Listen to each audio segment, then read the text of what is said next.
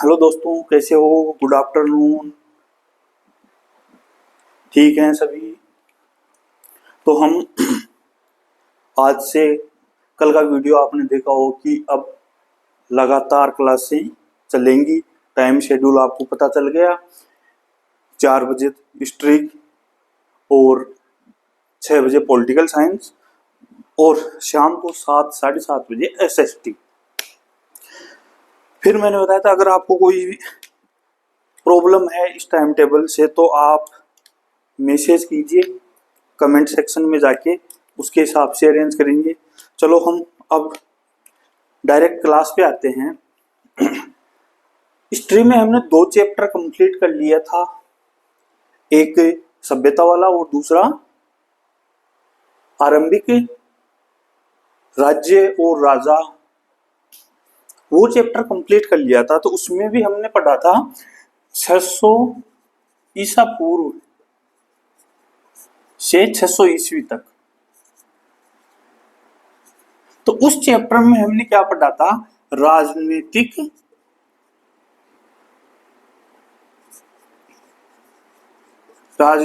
और व आर्थिक। उस चैप्टर का अगला भाग ये है, चैप्टर नंबर 3, बंधुत्व, जाति और वर्ग। यानी कि सेम टाइम पीरियड है, 600 लगभग 600 ईसा पूर्व से 600 ईस्वी तक। वही टाइम पीरियड है। आरंभिक समाज लगभग वही 600 ईसा पूर्व से 600 ईस्वी तक। यानी कि इस काल में राजनीतिक आर्थिक जो भी परिवर्तन, जो चेंज, कैसा राजनीतिक जीवन था, कैसा आर्थिक जीवन था, वो हम पिछले अध्याय में पढ़ चुके। अब हम पढ़ेंगे सामाजिक, यानी समाज के बारे में। और इसमें टोटल जो हम देखेंगे वो महाभारत से रिलेटेड है और महाभारत को आधार बना के उस टाइम की सामाजिक स्थिति के बारे में वर्णन किया गया है। तो देखो, हमने पिछले अध्याय में राजनीतिक और आर्थिक के बारे में बहुत विस्तार से समझा था। जो पिछले हमने क्लास में पढ़ा था, एक तो महाजनपद, मौर्य एंड गुप्त काल, एक था उपज बढ़ाने के तरीके और अशोक के अभिलेख। यानी कि मोटा मोटा है। उसमें हमने सातवाहन के बारे में भी थोड़ा देखा था और कुषाण के बारे में भी हल्का फुल्का हमने उसमें देखा था। जो सिक्के चले थे, आपको याद है, सबसे पहले स्वर्ण के सिक्के किसने चलाए थे? कुषाणों ने। और शुद्ध स्वर्ण के सिक्के किसने चलाए थे? गुप्त काल में। तो यह हमने पढ़ा। इस पार्ट में हम पढ़ेंगे सामाजिक स्थिति के बारे में जानेंगे, यानी कि समाज का स्ट्रक्चर और सामाजिक स्थिति उस टाइम में कैसी थी, वो हम चीज इस पार्ट में देखेंगे, क्योंकि हमने राजनीतिक और आर्थिक पिछले चैप्टर में देख लिए। अब देखें 600 ईसा पूर्व से लेकर 600 ईस्वी तक, यानी कि बहुत सारे चेंजेस हुए, बहुत परिवर्तन हुए। यानी कि उन्होंने अपने समाज पर जो परिवर्तन हुए अपना प्रभाव दिखाया। तो उस परिवर्तन से क्या क्या इफेक्ट हुआ? कुछ परिवर्तनों ने समकालीन समाज पर प्रभाव डाला। यानी कि इस टाइम पीरियड में ऐसे चेंजेस हुए जिसने समाज पर प्रभाव डाला। पहला था वन क्षेत्रों पर कृषि का विस्तार। अब समझो, हमने हड़प्पा पढ़ा, उसके बाद में ये आ गया 600 से 600 ईसा पूर्व। तो ये देखो, यहां पर एक हमने पढ़ा था उपज बढ़ाने के तरीके। जैसे जैसे जनसंख्या बढ़ी, लोगों ने उपज बढ़ाने के तरीके को मतलब उपज बढ़ाने के तरीकों का प्रयोग किया। तो अब उसमें देखो, हमने पढ़ा था लोहे के फाल वाला हल का यूज में लिया, पहाड़ी और उन क्षेत्रों में कुदाल का यूज में लिया, और नहरों का विकास हुआ। तो धीरे धीरे जैसे जैसे जनसंख्या बढ़ती गई और कृषि के साधन बढ़ते गए, उस हिसाब से खेती कम, मतलब जमीन कम पड़ने लग गई, तो वन क्षेत्रों पर इनका विस्तार हो गया, क्योंकि वनों पर अब कृषि का विस्तार होने लगा। और जब कृषि बढ़ने लगी, आमदनी आने लगी, तो लोगों के जीवन में परिवर्तन आने लगा। यानी कि जाहिर सी बात है, आज आप यहाँ अपने वर्तमान में देख लो कि अगर इनकम होगी तो जीवन शैली अपने आप परिवर्तन हो जाएगी, और इनकम शैली नहीं है तो वैसे के वैसे बैठे रहेंगे। तो वही चीज है। फिर इसमें एक विशिष्ट सामाजिक समूह का उदय हुआ, यानी कि 600 ईसा पूर्व से लेकर 600 ईस्वी के मध्य एक विशिष्ट सामाजिक समूह का उदय हुआ, जिसको शिल्पकार, यानी कि शिल्पकार का उदय हुआ। इस तो इनमें सबसे इंपॉर्टेंट यही है। हो सकता है कि 600 ईसा पूर्व से लेकर 600 ईस्वी तक किस सामाजिक समूह का उदय हुआ, तो ये क्वेश्चन महत्वपूर्ण है। फिर है संपत्ति का असमान वितरण, यानी कि सामाजिक विषमता। कहना क्या चाहता है, जैसे जैसे मतलब कृषि बढ़ी, तो ये है कि हर व्यक्ति के पास उतना खेत नहीं था। हर व्यक्ति खेती के लिए जो साधन, जो उन्होंने उपज बढ़ाने के लिए साधन काम में लिए, वो हर व्यक्ति नहीं ले सकता था। कुछ गरीब थे, कुछ के पास पैसों की कमी थी। तो उस चीज से जैसे मान लो धीरे धीरे संपत्ति का वितरण था, वो असमान होता गया। कोई गरीब और अमीर, कहने का मतलब गरीब और अमीर का भेद बढ़ने लग गया। तो उससे क्या हुआ, सामाजिक विषमता पैदा हो गई। तो ये चीज है, इसमें ये इंपॉर्टेंट है कि क्वेश्चन पूछ सकता है कि 600 ईसा पूर्व से लेकर 600 ईस्वी तक समकालीन समाज पर क्या प्रभाव पड़ा। तो ये 4 पॉइंट है, 4 में भी विशेष सामाजिक समूह का उदय हुआ, यानी शिल्पकार। तो ये था। अब हम जो इतिहासकार हैं, इतिहासकार इन चीजों को खोजने की कोशिश की इतिहासकारों ने। मतलब इतिहासकारों ने, अब इतिहासकारों के पास क्या साधन थे भाई, उस टाइम के इतिहास को पढ़ने के क्या साधन थे? या तो ग्रंथ, धार्मिक ग्रंथ, यानी कि उनके पास टूटे फूटे कुछ ग्रंथ थे। और एक चीज है अभिलेख, जो हमने पढ़ा था। तो अभिलेख है वो व्यक्ति विशेष, समुदाय विशेष का था। अब जैसे अशोक के अभिलेख है, तो वो अशोक की ही झलक दिखेगी उसमें, सामान्य प्रजा की झलक नहीं दिखेगी। रुद्रदमन का अभिलेख है, तो उसमें भी रुद्रदमन की ही प्रशंसा होगी, सामान्य जन की नहीं। और प्रयाग प्रशस्ति है, उसमें भी समुद्रगुप्त की ही झलक दिखेगी, सामान्य प्रजा की नहीं। तो ये एक कठिन काम था कि सामान्य प्रजा के बारे में जानकारी प्राप्त करने का। अब ग्रंथ 2 भागों में डिवाइड है। एक सामाजिक मापदंड व्यवहार तय करता है, यानी कि कुछ ऐसे ग्रंथ हैं जो सामाजिक मापदंड, जो समाज में मापदंड थे, उनको प्रकट करता है। दूसरे कुछ ग्रंथ थे जो समाज का चित्रण करते थे। तो इस प्रकार ग्रंथों को 2 भागों में डिवाइड किया, एक तो समाज के मापदंड के रूप में और एक समाज के चित्रण के रूप में। अब इसको हम देखते हैं, ग्रंथ किसने, यानी कि किसने लिखा। एक चीज देखे ना, ग्रंथ के बारे में किसने लिखा, ये देखो किसने लिखा, क्यों लिखा, क्या लिखा, और भाषा क्या थी, प्रचार कैसे हुआ। ये चीजें उस ग्रंथ, मतलब ग्रंथ के बारे में है। किसने लिखा, क्यों लिखा, क्या लिखा उसमें, भाषा कौन सी थी, और प्रचार कैसे हुआ उसका।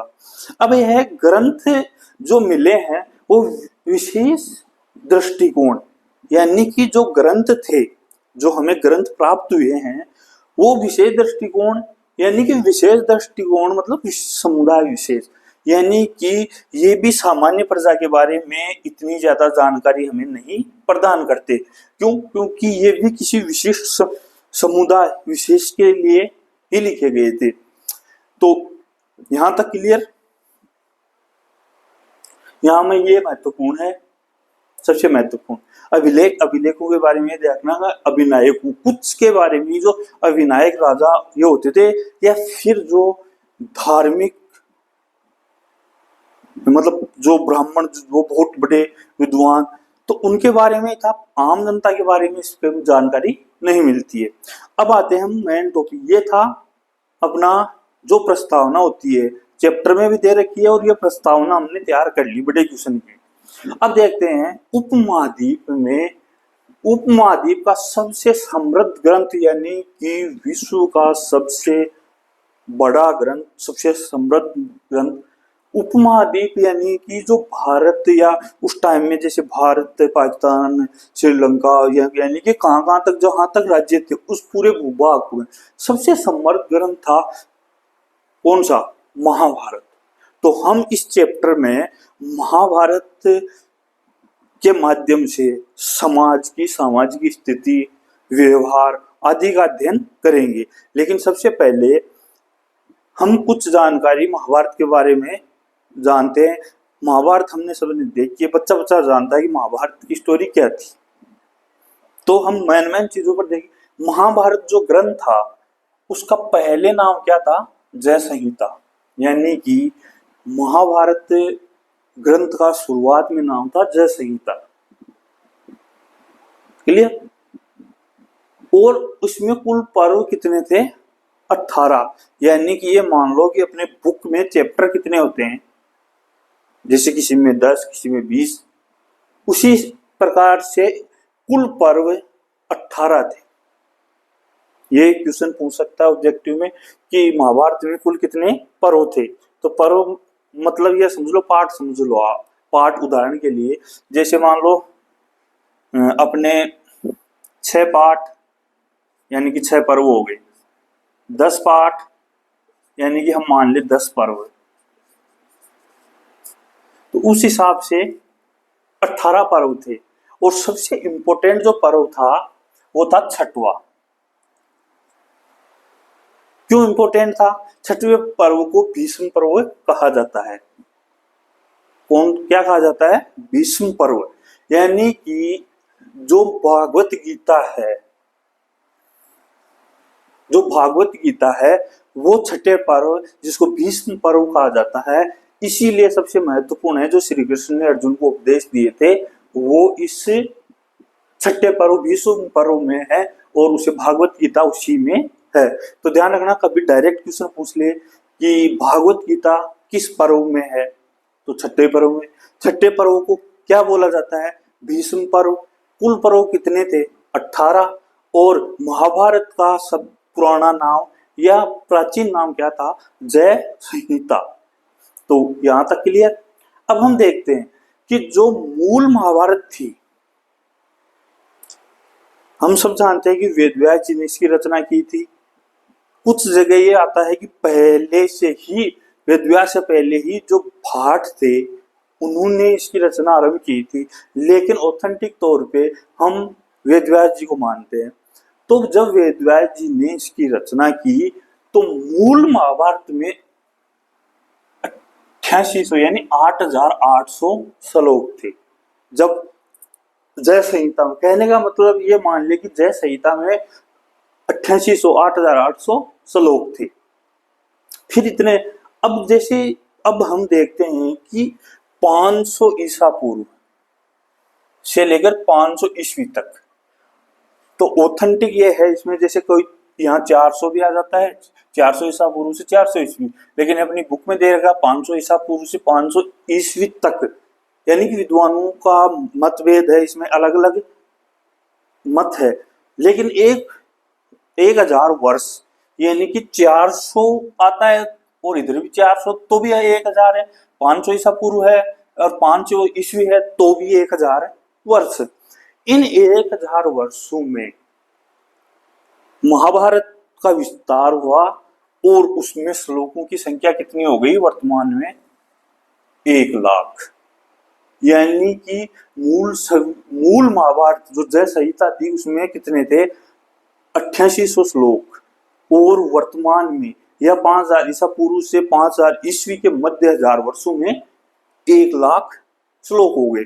तो डायरेक्टली क्वेश्चन पूछ सकता है यहाँ से कि मूल में कितने थे, मूल को क्या बोला जाता था, महाभारत जय संहिता, और 500 ईसा पूर्व 1000 वर्ष में जो इसके श्लोकों की संख्या बढ़कर कितनी 1 लाख हो गई।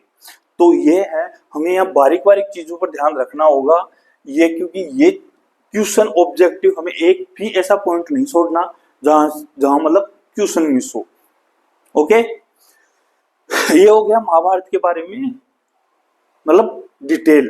जो पहले हम महाभारत है क्या, कितने पर्व हैं, पुराना नाम क्या है, भीष्म पर्व किस पर्व को कहा जाता है, भागवत गीता किस पर्व में है, और मूल जो जय संहिता थी या महाभारत दोनों नाम आ सकते, उसमें कितने श्लोक थे 8800, और 5000 ईसा पूर्व से लेकर 500 ईसा पूर्व से लेकर 500 ईस्वी के मध्य, यानी कि 1000 वर्ष के मध्य इसकी रचना होती रही और इसी श्लोकों की संख्या कितनी हो गई 1 लाख।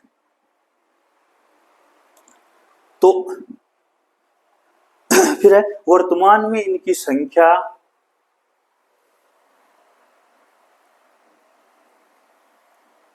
1 लाख से ज्यादा और विभिन्न सामाजिक परिस्थितियों का लेखा जोखा है। यानी कि इसमें वर्तमान में 1 लाख से ज्यादा श्लोक हैं और विभिन्न परिस्थितियों का और सामाजिक और परिस्थितियों का लेखा जोखा है। यानी कि यह हमें मैन उस समय के बारे में ही बताती है कि जब मैन महाभारत थी, तो हम यही जानते हैं कि महाभारत किस पे बेस्ड थी, महाभारत में क्या है, लेकिन यानी कि उस टाइम का लेखा जोखा में बताती है। यानी कि एक चीज ये देखो, इसमें निहित कुछ मतलब कुछ कथाएं हैं जो इस काल से पहले की है, इस टाइम पीरियड से पहले की है। यानी कि जब जय संहिता थी, जब रचना हुई, उससे पहले की भी कुछ कथाएं इसमें मौजूद है। यानी कि इसकी रचना पहले ही शुरू हो चुकी थी। कहीं कहीं आता है कि भाटू ने इसकी रचना पहले ही शुरू कर दी थी। तो वर्तमान परिस्थिति में कितने और श्लोक हैं और कुछ कथाएं, मतलब इस काल से महाभारत जो जय संहिता थी या वेद व्यास जी ने जो रचना की, उससे पहले की कहानियां भी कुछ मौजूद हैं, कथाएं। महाभारत की कथा मुख्य 2 परिवारों के बीच युद्ध की है। यानी कि हम सब जानते हैं कि महाभारत की मुख्य कथा 2 परिवारों के बीच की युद्ध की कहानी है, कौरव और पांडव।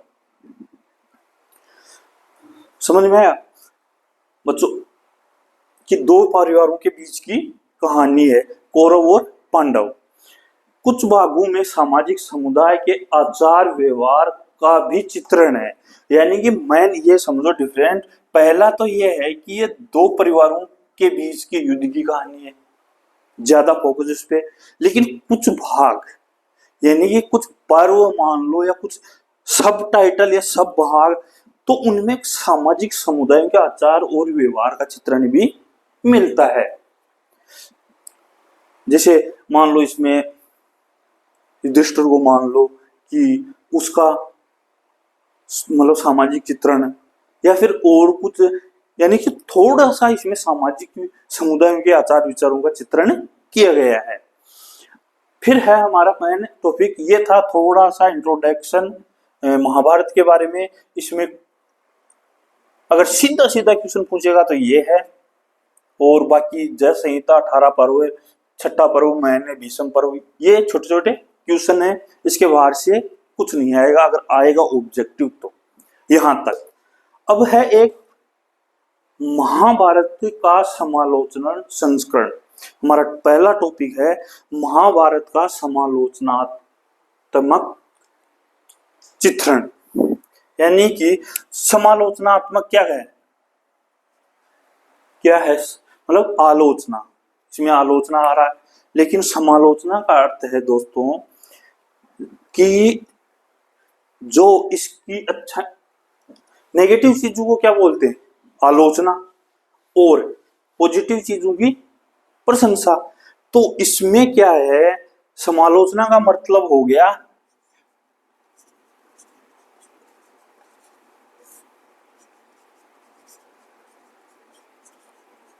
यानी कि नकारात्मक और सकारात्मक दोनों चीजों पर ध्यान दे या दोनों चीजों का निष्कर्ष निकाले तो वही समालोचनात्मक है। समालोचनात्मक का अर्थ फिर है एक परियोजना चली, एक महत्वाकांक्षी परियोजना चलाई किसके लिए, महाभारत का समालोचनात्मक संस्करण तैयार करने के लिए।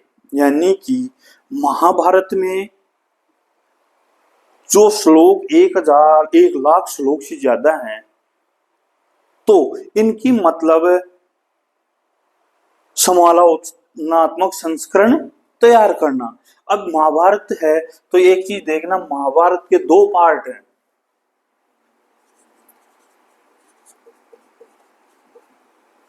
दो पार्ट हैं इसके, एक उत्तरी पार्ट और दूसरा दक्षिणी पार्ट। एक तो जो उत्तर भारत में चलती है, एक दक्षिण भारत में। तो महाभारत के 2 पार्ट हो गए, उत्तर भारत और दक्षिणी भारत में। और जो महत्वाकांक्षी परियोजना थी उसका नेतृत्व किसने किया था, वी.एस. सुखदांकर व अन्य इतिहासकार। तो इसको बहुत ध्यान रखना, मोस्ट इंपोर्टेंट है कि जो महत्वाकांक्षी परियोजना क्या थी, महाभारत का समालोचनात्मक संस्करण, नया संस्करण तैयार करने की, उसके नेतृत्व, उस योजना का नेतृत्व किसने किया, वी.एस. सुखदांकर अकेले नहीं थे, लेकिन हेड ये ही थे और अन्य इतिहासकार। यानी कि इनके साथ और भी कई इतिहासकार थे जो इस परियोजना पर काम कर रहे थे। वी.एस. सुखदांकर, याद रखना, वी.एस. सुखदांकर के नेतृत्व में आरंभ में इसमें क्या किया गया, इस परियोजना में आरंभ में देश के विभिन्न भागों में जो महाभारत की पांडुलिपियां लिखी गई थी, पांडुलिपि का अर्थ है हस्तलिखित साक्ष्य, यानी कि जो पांडुलिपियां थी महाभारत की, उनको एकत्रित किया गया। जितनी भी महाभारत की पांडुलिपियां थी विविध, मतलब अलग अलग देश के विभिन्न भागों में, उनको पहले एक जगह किया गया, उनको एकत्रित किया गया। लेकिन जब एकत्रित किया ना, तो इनका भी सिर चकरा गया। बोले इतनी पांडुलिपियां हैं, अब इनका निष्कर्ष कैसे निकाले, या जो महाभारत का समालोचनात्मक संस्करण है कैसे तैयार करें। ये तो बहुत बड़ी समस्या हो गई कि पूरे देश भर से, अलग अलग हिस्सों से ये पांडुलिपियां मंगवाई, तो उनका भी सिर चकरा गया। बोले अब क्या करें, तो उनके दिमाग में एक आइडिया आया, यानी कि एक तरीका आया। तरीका क्या था, श्लोकों की तुलना करना। यानी कैसे, उन श्लोकों का चयन किया गया, मतलब जितने भी पांडुलिपि थी उनमें उन श्लोकों का चयन किया गया जो लगभग सभी में समान थे। जो जितनी भी पांडुलिपियां एकत्रित की गई उनमें सिर्फ उन श्लोकों का चयन किया गया जो समान थे, और फिर 13,000 पृष्ठों व अनेक खंडों में इसका प्रकाशन हुआ। कौन सा, महाभारत का समालोचनात्मक संस्करण। तरीका क्या था, श्लोकों की तुलना करना, उन श्लोकों का चयन किया गया जो लगभग सभी पांडुलिपियों में समान था, और कितने पृष्ठों में, 13,000 पृष्ठों में व अनेक खंडों में इसका प्रकाशन हुआ। और कुल समय कितना लगा इस परियोजना को, तो कुल समय लगा 47 वर्ष। ये देख लो, इसका संस्करण तैयार करने में इनको 47 वर्ष लग गए। अब जैसे हम इन चीजों का अध्ययन करते हैं तो हमारे सामने 2 बातें मुख्य रूप से उभर कर आती हैं। 2 बातें इस प्रक्रिया में सामने आई, इसमें यह है कि संस्कृत के कई पाठों में अनेक अंशों में समानता, यानी ये कह रहा है कि जो ये ग्रंथ है संस्कृत में, उसके अनेक अंशों में,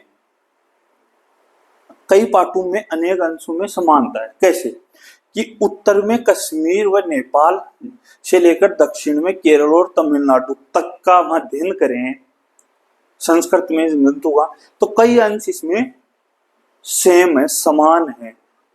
तो कहां से? उत्तर में कश्मीर और नेपाल से लेकर दक्षिण में केरल और तमिलनाडु तक का अगर अध्ययन करें तो इसमें कुछ अंश समान थे। फिर दूसरी चीज जो सामने आई निकल कर, कुछ शताब्दियों के दौरान इसमें अनेक क्षेत्रीय प्रभेद भी उभर कर सामने आए। अब हमारे सामने जो मेन है वो है क्षेत्रीय प्रभेद, इसको समझना है हमें। मैं यहां लिख देता हूं इसको, क्योंकि आप स्क्रीनशॉट लो तो अच्छा लगे, बोर्ड को खराब नहीं। आप इसका स्क्रीनशॉट भी ले सकते हैं, सेव कर सकते हैं। तो देखते हैं क्षेत्रीय प्रभेद।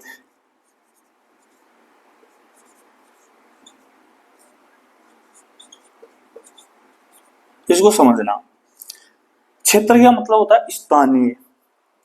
क्या हो गया? स्थानीय। क्षेत्रीय प्रभेद मतलब जैसे इसमें क्षेत्र विशेष के कुछ चीजें इसमें जुड़ने लगी। जैसे मान लो पूर्वोत्तर भारत है, पूर्वोत्तर भारत है में कुछ वहां की कल्चर या कुछ भी था वो जुड़ गया इसमें। दक्षिण भारत में जाएंगे तो दक्षिण भारत में भी इसमें कुछ अलग अलग चीजें जुड़ गई।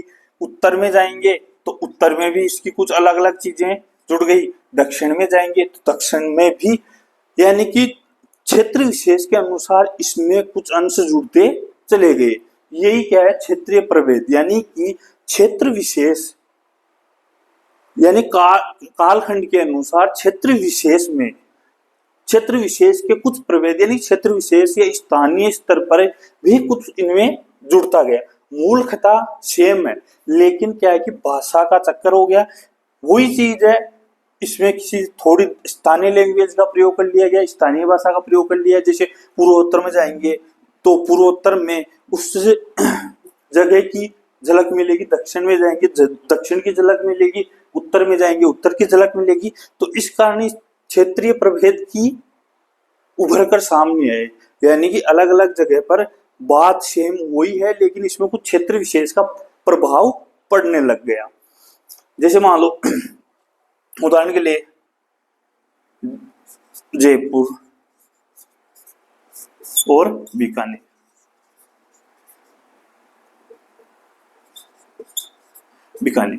तो मतलब वो चीज जो जयपुर में है मेन सेम बीकानेर में है, लेकिन उसी जयपुर में जो है उसका प्रभाव यहाँ जाके इस पर कुछ क्षेत्रीय प्रभाव भी उस पर पड़ जाएंगे, यानी कि उस बीकानेर क्षेत्र विशेष के, और इस पे जयपुर विशेष का कुछ प्रभाव पड़ गया। तो सेम चीज है, बीकानेर में जाएगी तो बीकानेर का स्थानीय क्षेत्रीय प्रभाव इस पे पड़ जाएगा।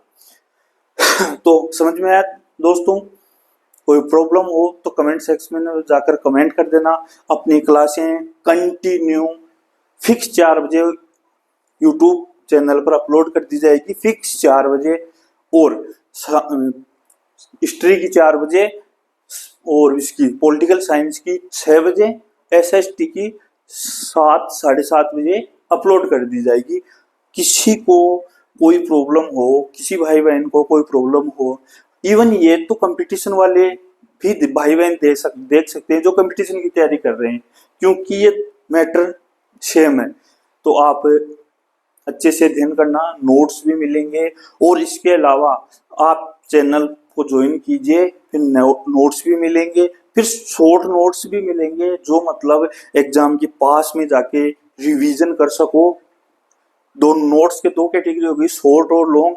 और फिर हर शनिवार इतवार अपने क्वेश्चन चलेंगे, क्वेश्चन सोल्व करेंगे बोर्ड पे, तो उससे क्या फिर प्रैक्टिस होती जाएगी। तो आप ज्यादा से ज्यादा चैनल पर आइए, देखिए, कुछ कमी हो या कुछ सुझाव हो तो कमेंट सेक्शन में जाके मुझे कमेंट कीजिए, और नोट्स व्हाट्सएप ग्रुप पर मिलेंगे, जो व्हाट्सएप ग्रुप है। तो आप एक बार चैनल ज्वाइन कीजिए। ओके, धन्यवाद।